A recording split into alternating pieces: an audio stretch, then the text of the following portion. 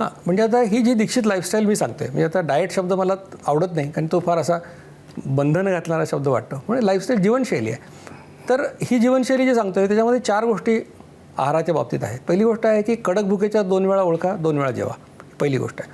आणि ज्याला ओळखता येत नाही त्याला म्हणतो की 2 पॅटर्न जगात आहेत, की काही लोक सकाळी 9ला जेवतात, संध्याकाळी 6ला जेवतात, किंवा काही लोक दुपारी 12-1 आणि रात्री 8-9 जेवतात. तर तुम्ही कुठल्या तरी पॅटर्ननी सुरू करा, तुम्हाला ट्रायल अँड एररनी कळतं 7-8 दिवसात. त्या 2 वेळा जेवा, पहिली गोष्ट. दुसरा सल्ला असा आहे की 55 मिनिटात जेवण संपवा. त्याचाही लोक गैरसमज करून 55 मिनिटं जेवतात. तर 55 मिनिटात संपवायला सांगितलं आहे, कारण इन्शुलिन सिक्रेशनचा सायकल 55 मिनिटाचा आहे, म्हणून 55 मिनिटं संपवा. दुसरी गोष्ट. तिसरं सांगितलं आहे की कार्बोहायड्रेट कमी करा आणि प्रोटीन वाढवा. आता ते कसं करायचं, मी जो क्रम सांगितला तो क्रम फॉलो केला तर आपोआप कार्बोहायड्रेट कमी होतात, प्रोटीन वाढतात. आणि चौथी गोष्ट महत्त्वाची सांगितली आहे की डायबेटिक नसाल तरीसुद्धा गोड जेवढं कमी खाल तेवढं आरोग्यासाठी चांगलं आहे. आणि आपले बरेचसे लोक गोडाचे इतके ॲडिक्ट झालेले असतात. म्हणजे असं म्हणतात की सिगारेट किंवा दारूच्या व्यसनाने जेवढे लोक मरत नाहीत जगात आज, त्याच्यापेक्षा जास्त लोक साखरेच्या व्यसनाने मरतात.